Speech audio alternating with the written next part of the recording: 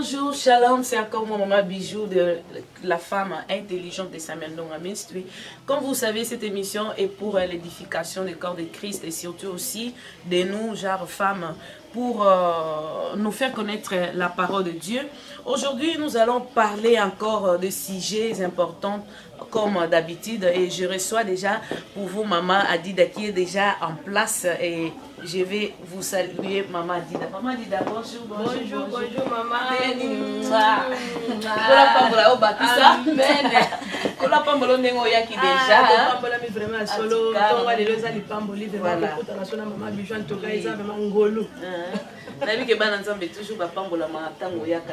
Toujours parce que la parole de Dieu, les Bibles le but c'est complété. Nous sommes membres. Nous sommes dans le colo place, on a besoin d'aide. Si on a besoin de côté, on a toujours besoin de alors qui sait parfois on doit le colo nangai. Et on a le but qui est toujours important maman Didaleka parce que la vie partie du corps oyazo azo comporté oyazo azate donc à conserver na place nini parfois na likolo parfois na azalo boko. Donc nous sommes important et surtout que la parole nous dit que nous connaissons en partie. Donc partie on a habité, je vais apprendre aussi au travers d'elle. Le Seigneur m'apprend au travers d'elle. Alors maman, je pense bien avant tout quand on a un sujet de long, dans un sujet où tu connais, je sais que ça fait des mois maman les gars qui a donc alors qu'il a maîtrise de soi, qu'il n'a pas de problème, n'a pas de difficulté, n'a pas de manquement, n'a pas de circonstances, et qu'il y a la vie, moi dans Zambé, femme intelligente, et l'autre il faut d'abord à saisir d'abord maîtriser à soi. Na maîtriser ngaimoko, na maîtriser situation, na maîtriser batou, oh bah ça n'a parfois problème. Mais n'alima qui avant tout avancer dans le terme de l'eau, est-ce que tous encore na quoi combattre en Zambie par rapport à la maîtrise de soi? En tout cas vraiment na pamboli nzambe pour la journée lelo vraiment na pamboli nzambe o apesi biso mokolo lelo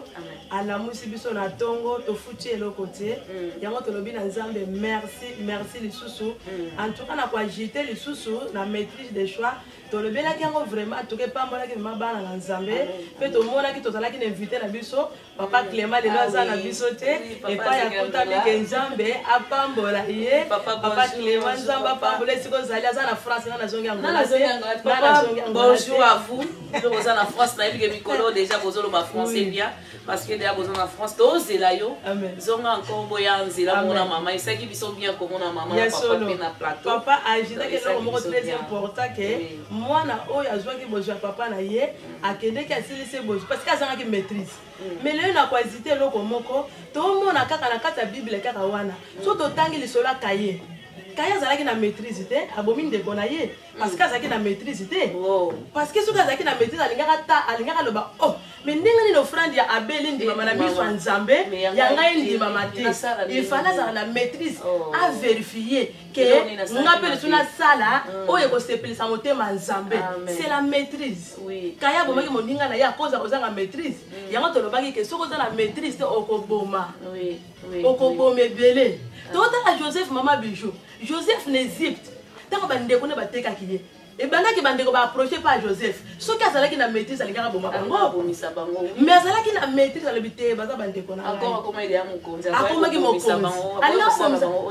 facilement Maman Bijou alingaka bomisa bango facilement yanga lobi ke maîtrise c'est le mot très important na ba vie na biso ndeto utai koloba dernière fois que maîtrise okoyi ko maîtriser vino même na mbongo mutakoyi ko zana mbongo soko zangi maîtrise et ko sila mbongo wana osali yango pe loko te ke esili na mabota na biso ba maîtrise surtout biso ba mama kaye azalaki na ndeko na ye Abel donc kozanga maîtrise abomi ndeko na ye na kwa cité so loko moko stade soka azwaki libala à cause ya fâche azalaki maîtrise et loko na so photo ye bango pona li mokozi seleke so to tenga en Esther ba o ba na biso ba tanga en Esther 1 verset 10 tango mokonzi azolinga pakola mwasi na ye alatisa ye mwasi na ye koti abimisa ye na miso ya bato lokola mwasi amonaki ke papa asalaki fete ewumelaki a cause ya kozanga maîtrise yebaki esala so fete ya ye alors lokola azalaki maîtrise yango omonaki Esther azwaki place na ye soki azalaki na maîtrise libala wana elingaki ekende te parce que ye pa alobiki nga mpe fona sala makambo mobali azosala yango mpa biso komona ke basali na nzambe belé bazo teya mais ba maman so bazo linga bazo place basali na nzambe zala na maîtrise yo nde soutenir mobali na yo fâche ta perda libala à cause à cause de maîtrise parce que mobali a sali fête le coup la mona qui fête wumeli il fallait que ça na maîtrise à maîtriser ma kambuke ngape mobali a besoin nanga et lors que tant comme la poste na yé a présenté pas batou à la tête coach à kibokonzi donc à perdre dans cause à ça qui maîtrise à ça qui maîtrise et je t'ai rajouté place na yé les gens na peut ça batoli na basa basali na nzambe zala na maîtrise cause on a précédé le coup la mobali na azo sala bonga bifana sala ngoka te cause on a précédé zela ta ya nzambe soki nzamba tsa likabokati na mama bijou soka soka ko bima amen et ko bima amen. En tout cas, maman, on a CP dit qu'on rajouter les lots que maîtrise et ça bien parce que aux en ango to ko bomi sabato, hein, to ko bomi sabato, na ko bomi sa même mobile on a ça na ko bomi sa même pas nanga, entourage nanga, oui, que parfois mon tout mais parfois don yanza bachaka tinanga na bomi si ango parce que ça au bomi yo maîtrise, donc maîtrise ça vraiment important. Mais surtout dans la Bible il y a Exode 1. Totanga li solo wana oya ba sage femme basi wana so bazaki na maîtrise mama bizu ne po kona bangeba bana nyonso mais bazalaki na maîtrise balibike te bazalaki na bonzambe maîtrise fait ça na bonzambe muto ça na kata bonzambe mama bizu akoza na maîtrise de choix soko zangi bonzambe pe quelque part akoza na maîtrise te po ki bonzambe ya onde sala ke mutu asi maîtriser azonga na place ko yeba ko tambola na ko banga nzambe et ça peut loko moko élément moko très important peut to lobila ki peut que maîtrise o eza ezo basé na respect muto faut respecter muninga na yo soko za na maîtrise o ko respecter même mobali na yo même bana na yo même mwasi na yo o ko respecter to lobila kango la fois passée mais lelo to ya ka to hésiter moi quelque chose na maman oyo to za na maîtrise même na musala nzambe za na maîtrise. Amen. Comment pambola yonde na loba qui vraiment que tu continues to ngai to sala un peu moi pas na derrière to yeba autre loba qui la fois passée to loba qui pour na maîtrise maman a lobi le lo a lobi tota la kayan a bomisa ki muninga pourquoi kozanga maîtrise malgré offrande na yendima ki et dimama kité akokaki ko approcher de konaya tuna e comment yo salaki et salaki ndenge nini o asalaki ndenge nini yanga endima mite yayo akoyi ko senga conseil mais parce que azanga ki maîtrise et memi na lisumu alors yango ozomona vraiment que maîtrise na vie abiso bana nzambe et surtout de femmes. Et ça vraiment très important parce que femme a vivra pour naie mon côté ma vivra pour la nation mobimba pour nanda kunae mobimba pour l'église nae mobimba donc ozo vivre pour na pays mobimba alors yango ezo senga que moi si zala na maîtrise mais yango eza sujet na biso ya jour te to le kana sujet na biso ya jour ya lelo eza persévérance hein mutu aza persévérance akandenge nini persévérance na nini na makambu nini. Donc persévérance maman persévérance yango eza sujet ya lelo persévérance eza nini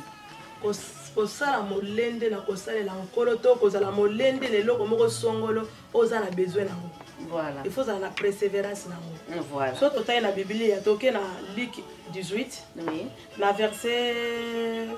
3 tokotanga verset 3 ti na ba 5e verset tokomona lisolo mwasi oyo oyo akendaki na juge. Oui. Juge ko tazaki mutamokele bien aimé.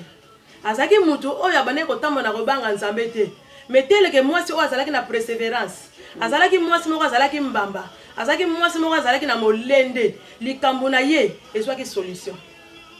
Tokolobila mwasi oyo kaka te, tokolobila biso bana na nzambe, biso ba mama o tozoa na église, biso ba mama même na société, biso ba mama même mobali. So mobali na bali te mama bijou. Akoluka toujours aluka ti akobala. Parce que azana molende eloko wana zoluka biso pe so totali mwasi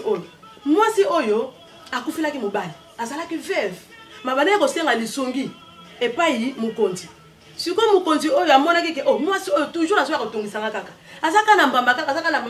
na résoudre sol problème na ye soki mwasi azaki na mbamba te mama bijou alinga ko zo solution likambo na ye te mais tata o atali alobi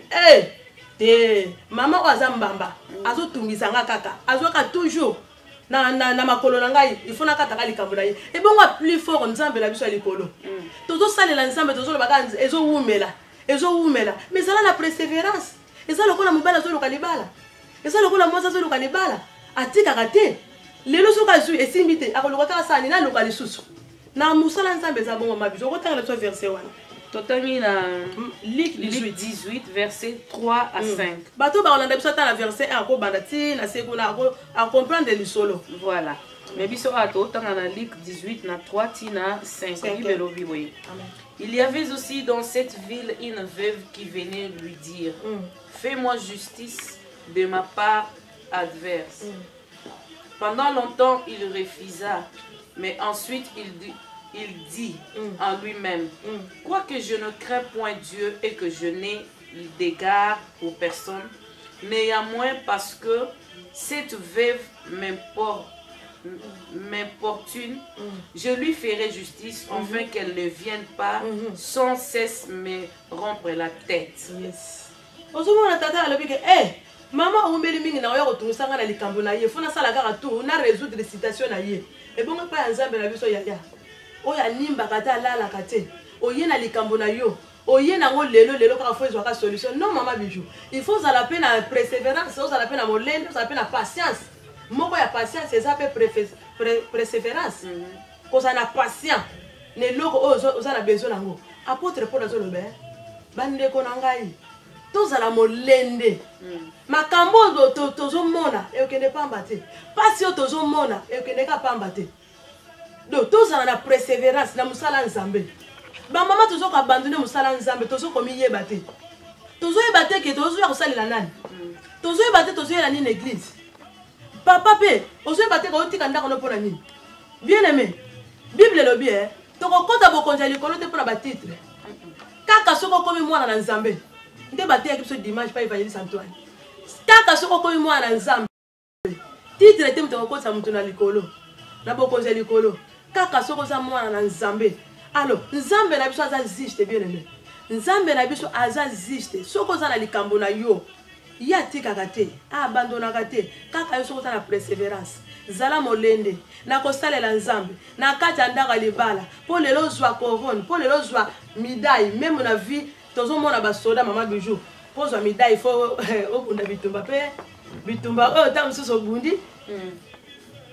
ta mosusu okokaki te omonaki te ke ta mosusu na okoka te mbe nzambe asali ke olonga bitumba wana vie chrétienne mpe eza bongo vie chrétienne eza sacrifice mama bijou mwasi oyo asisacrifiaki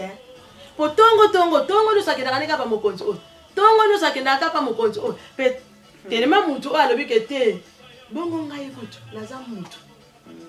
nzambe oyo akela ye te etika kaka napesa ye kaka oyo azoluka tomonaki mwasi oyo azwaki solution mpona mbamba na ye azalaki mbamba azalaki molende mama biso kosalela nzambe fo ozala molende mpo oresire fo ozala molende na makambo nyonso fo ozala molende so toke na 1 Corinthiens 15 verset 58 kaka bible elobi nini 58 15 58 bible elobi na biso nini bible elobi boye ainsi mes frères bien-aimés soyez fermes inébranlables travaillez de mieux en mieux à l'œuvre du Seigneur sachant que votre travail ne sera pas en vain dans le Seigneur yango wana bandeko na ngai ya bolingo botia molende po bokweya te bomipesaka ntango nyonso na mosala nkolo parce que makambo bino bozomona pasi elobi ya bible elobi na lingala pasi bino bozomona ekende kaka bongo te kosalela nzambe eza sacrifice kosalela nzambe eza bien aimé eza n'intérêt moko ya lelo te mais lobi na biso tant tozoservir nzambe toloba teke bakofuta biso kaka lelo eza lokola moto asalaka na leta moto azosala na société est-ce que koloba kaka lelo ka nde nasali ka boye mokonzi fo apesanga mbongo nanga fo bapesanga ka salaire nanga non na mosala nzambe apôtre Paul moto azolendisa pasi oyo bozomona ekokende ka bongo te en vain te lifuti nango ezali lifuti nango mama biso osalela nzambe ta mosu azopesa sante ezali ya lifuti azopambola libota na yo ezali ya lifuti azolamusa oyo na tongo ezali azofuta yo ebele tozolukila lifuti yango wana apôtre Paul moto azolendisa tosalela nzambe na molende tosalela nzambe na esengo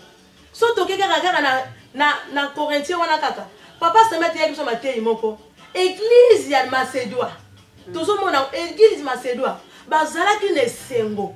batondisamaki na esengo babandaki kosalela nzambe na esengo marge bozangi na bango marge bazangaki marge bapasi na bango me batondisamaki na esengo de retour bakomi kokaba bien aimé soko biloko bandeko babanda zula ngo bazangaki bazalaki babola mais tellement batondisamaki na esengo kosalela nzambe mama bila esengo kosalela nzambe eza esengo makasi soko oza na esengo kosalela nzambe mama bijou nzambe akofuta yo mpe kosalela nzambe te mpo batindika yo ndenge bible elobi kopesa te mpo batindika yo bapesa batindiki yo opesa te soki ozosalela nzambe na esengo mama bijou na kopesa na motema na yo mobimba nzambe akopambola yo ntango akopambola ka yo ta akopambola na libota na yo mpe akopambola na église na yo persévérance eza na badomaine nyonso mama bijou même na vie sociale moto azoluka libala foza na persévérance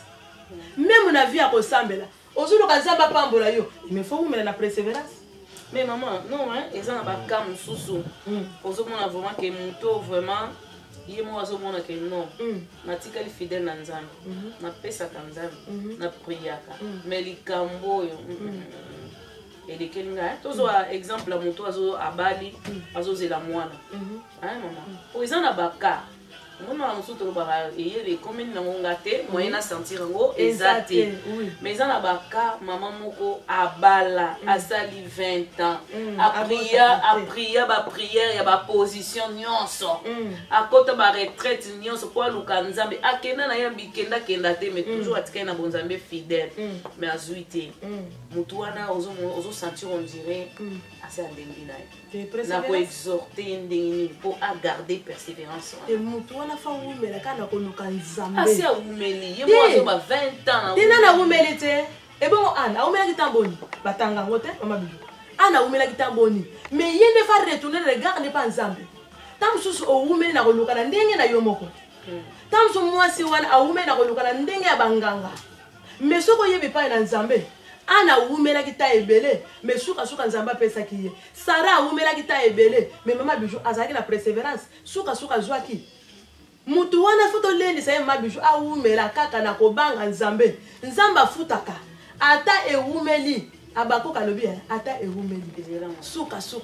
ekokokisama promesse nzambe ata ewumeli mama bijou epolaka te bible epolaka te maloba na nzambe epolaka te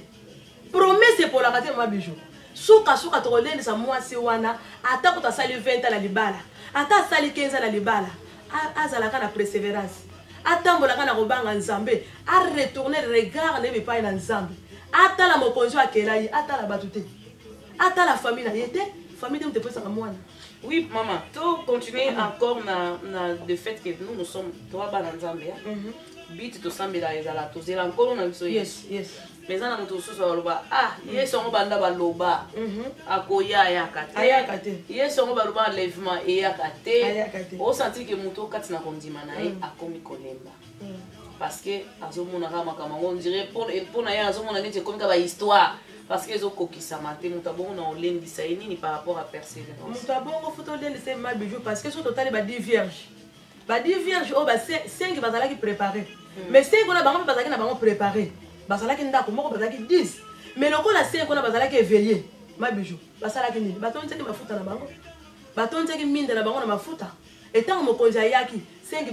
bakotaki te biso bana na nzambe ata ewumela ata yesu azowumela to ata ya kobongama mais kala mingi te pe yesu azoya bientôt Jésus revient azoya kala te bien aimé to soki azowumela na masumu ya soki ayelelo akokuta wapi tozotala ba 10 vierges wana basukaki wapi 5 on a bakomi kaobetela baporte ke bopesa biso mafuta c'est trop tard déjà ma bijou toujours faut tobongama na biso kaka mikolo nyonso bongisaka vie chrétienne na yo mikolo nyonso mama bijou ntango ozolamuka bongisaka vie chrétienne na yo bongisaka relation na yo na nzambe tobongisaka barelation na biso na nzambe toyebi te soki akoya jour nini toyebi te soki miniti nini soki ngonga nini mama bijou azoyakala te bana na nzambe tomilengila yesu azoyakala te azoya na basigne bien aimé tozomona basigne ebele tamso azoya te parce que mabe na biso nani eza nani nan tobongoli mitema te akoya ndenge ne mabiju il faut bato mosusu bamibongisa nani mpo yesu aya pour ceux qui a yé le batutu ba mi bongo milité ba okena li fe azotiki la biso ta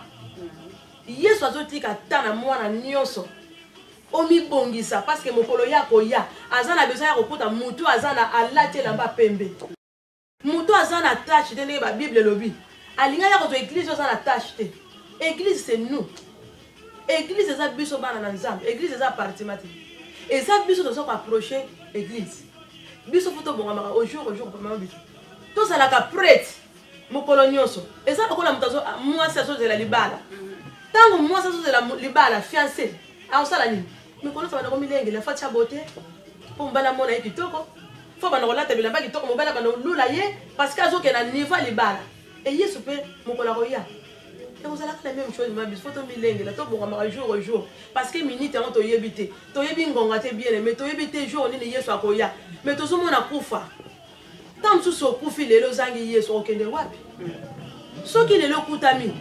na libanda bonzambe okufi ozangi jésus kati na yo OK wapi OK tout na life yango to zala ko la ba 10 vierge oyo baba ne ko bongisa minda na banko entretenir mine vie chrétienne mabis faut ko entretenir ango tozo na présence en Nzambe faut to bana ko entretenir vie chrétienne na biso lelo na bébé c'est que lelo fona bongisa lo biso na saki na présence en Nzambe te lelo fona lingana améliorer vie na ngai na ko bali alobi na portugais ko lingi sanga ça pareil portugais français pour améliorer c'est pareil donc eza ndenge moko to bongisa ka jour au jour vie na biso pona ko ya yesu komi pembeni ko ya yesu so to tangi na Jean 14 na Jean 4 verset 22 à 24 balobaki na biso yesu tanga kutana na Mosamaria alobi na ye oyebi nanu ozo ko adorer te oyebi nanu nzambe ozo yela te na liziba azasu na liziba te azasu awa te soko reconnaître nzambe akela yo oko adorer ye c'est l'état les vieux adorateurs et comme taba o ba resembler na solo mama bijou nzambe oya kokuta ba o ba resembler na solo bato nyonso te les vrais wapi biso wapi bango mama liloba nini ya consolation okomema na mwasi wana na tata wana na mosali wana parce que ya ezana basali na nzambe pe parfois azela kalelo mo bo nzambe akometa ye ou bien azela kalelo mo bo par rapport ya mosala sala ou bien par rapport à parole de Dieu hein na mosali wana o aza persévérant moto aza déjà persévérant liloba nini okomema lisusu epana ye